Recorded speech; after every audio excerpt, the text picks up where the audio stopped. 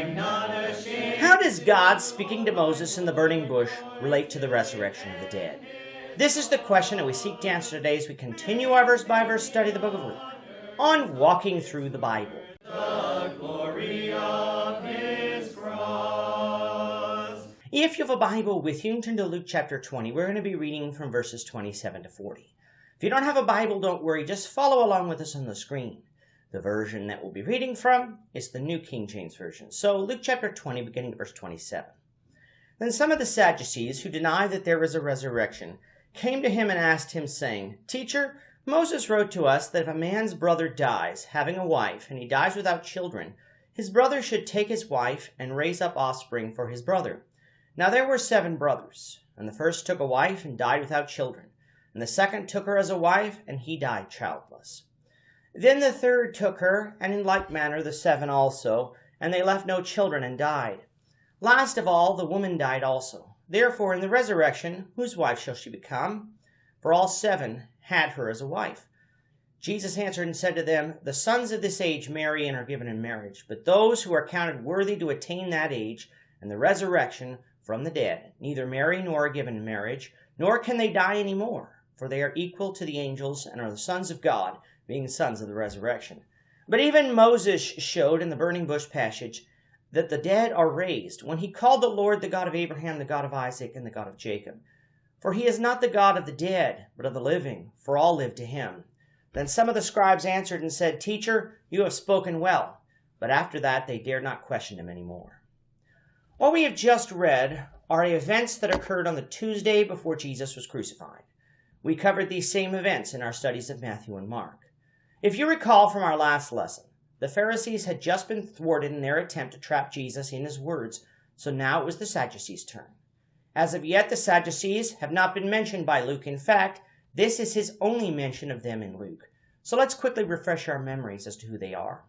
The Sadducees were yet another sect of the Jews, many of whom were priests in the temple, but on the whole, most Sadducees occupied the upper echelons of Jewish society, and as such, had a vast amount of wealth and power.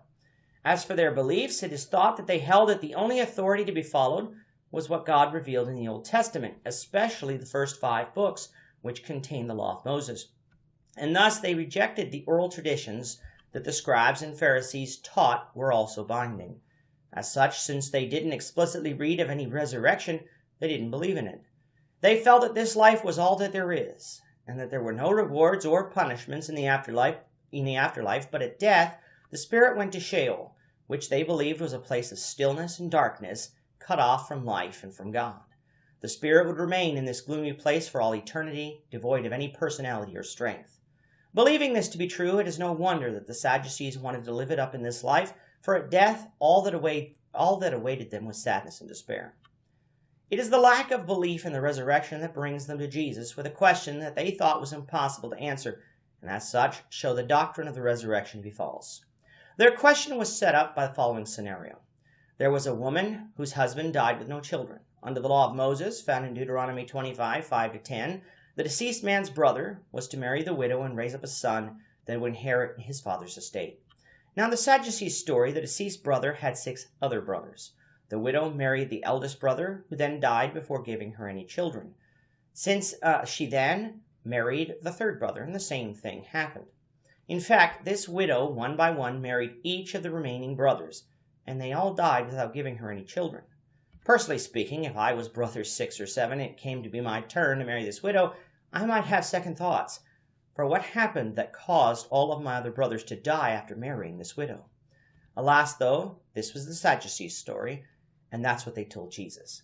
Finally, after marrying all these brothers and having them all die without giving her children, the widow died also. Their question was this: in the resurrection, whose wife would she be? For these brothers were all married to her. What the Sadducees had done is make up a scenario so absurd that they thought it would disprove the resurrection, for how could this woman possibly be married to all of these 7 men, should the resurrection exist? Instead of debating the Sadducees about the resurrection, Jesus simply told them that marriage is an earthly institution, made by God solely for this earth. Therefore, in the resurrection, people who obtain salvation will not be married nor given in marriage, but will be like the angels in that regard. Luke also says something that Matthew and Mark omit, which is that people who are raised to be in heaven with God will never die, meaning that their life would be eternal. Jesus further cements his argument by going to the portion of the Old Testament that the Sadducees found authoritative, Genesis to Deuteronomy. He refers to Exodus 3 verse 6, the story of when God appeared to Moses in the burning bush. In that passage, God said that he was the God of Abraham, Isaac, and Jacob. These men had been dead for a few hundred years by that point in Exodus 3, and yet God was still their God on an individual level. Jesus' point was that God is the God of the living, not the dead. And so at that point in time, even though the patriarchs were physically dead, their individual spirits were still alive, thus contradicting the Sadducees' belief about death and the resurrection. Since the spirit lives on, it must live on for a purpose, which of course is the resurrection of the dead, a day in which the righteous will receive heaven and the wicked will receive hell. So in all of this, God wouldn't be prevented in raising someone from the dead simply because they had more than one spouse, nor would there be any difficulty after the resurrection as it concerns the woman and these 7 brothers, thus thwarting the Sadducees' attempt to trap Jesus. Even some of the scribes had to commend Jesus' answer, and it is because of all this that nobody dared ask him any more questions. With that, our time is up for today. The Lord willing, we hope you'll join us for tomorrow's discussion of Luke chapter 20, verses 41 to 47, as we continue our walk through the Bible, one verse at a time. Thank you for watching today's episode. We hope that you found it edifying and ask that you not only subscribe to our channel and podcast, but that you like and share this episode among your friends, so that the saving gospel of Jesus Christ can go out to the whole world.